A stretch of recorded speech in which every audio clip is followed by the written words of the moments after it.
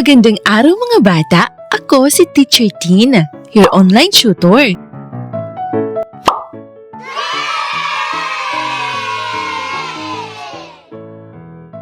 Ang gagawin natin ngayon ay magbasa ng maikling kwento at sagutan ang mga tanong na ibibigay ni Teacher Tina. Handa na ba mga bata?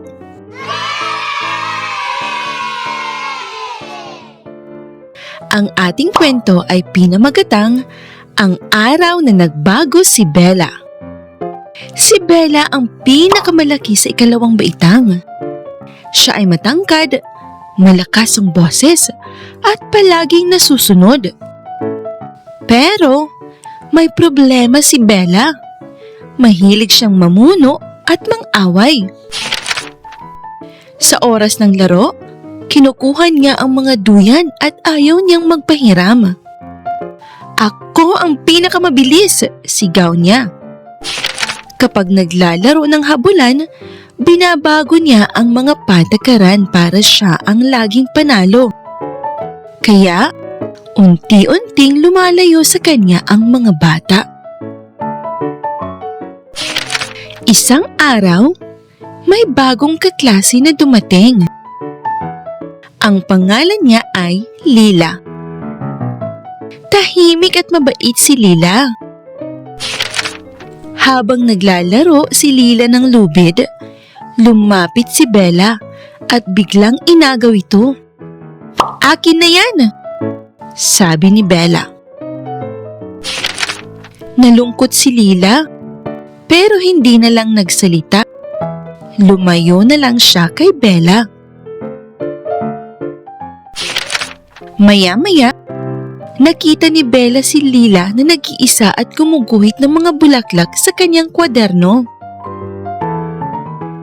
Sumilip si Bella at namangha sa ganda ng iginuhit. "Ang ganda!" bulong ni Bella. "Ang galing mong gumuhit, Lila!" Ngumiti lamang si Lila. "Salamat! Gusto mo bang gumuhit? Halika, tuturuan kitang gumuhit din." Dahan-dahang umupo si Bella. "Pasensya na sa pag-agaw ng lubid mo," sabi niya. "Pwede ba tayong maging kaibigan?" Tumango si Lela. "Oo naman." Simula noon, tumigil na si Bella sa pagiging palaaway. Natutunan niyang mas masarap sa pakiramdam ang pagiging mabait kaysa sa pagiging masungit. Mga bata, may natutunan ba kayong aral ng kwento? Tama! Ang kabaitan ay nagdudulot ng tunay na kaibigan. Yan ang aral ng ating kwento ngayon. Handa na bang sagutan ang aking mga tanong?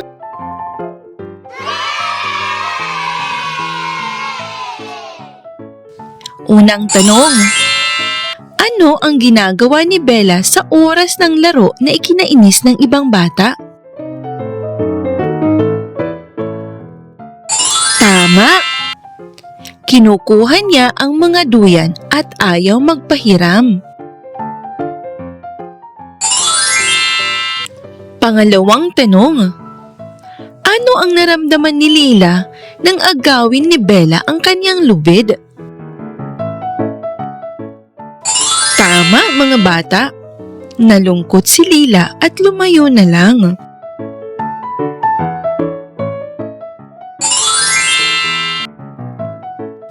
Pangatlong tanong. Ano ang ginagawa ni Lila nang muli siyang makita ni Bella?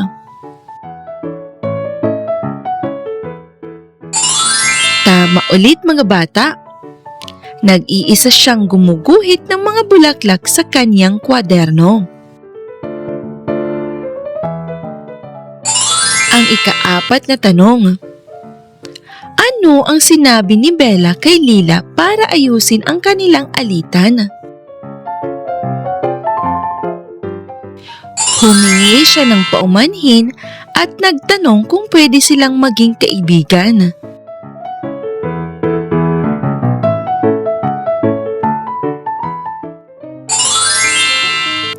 Panglimang tanong. Anong aral ang natutunan ni Bella sa dulo ng kwento? Alam niyo ba ang sagot, mga bata? Natutunan niyang mas masarap sa pakiramdam ang pagiging mabait kaysa sa pagiging masungit. Oh, ayan mga bata. Maraming salamat sa pakikinig at panunood ng ating maikling kwento. Hanggang sa muli!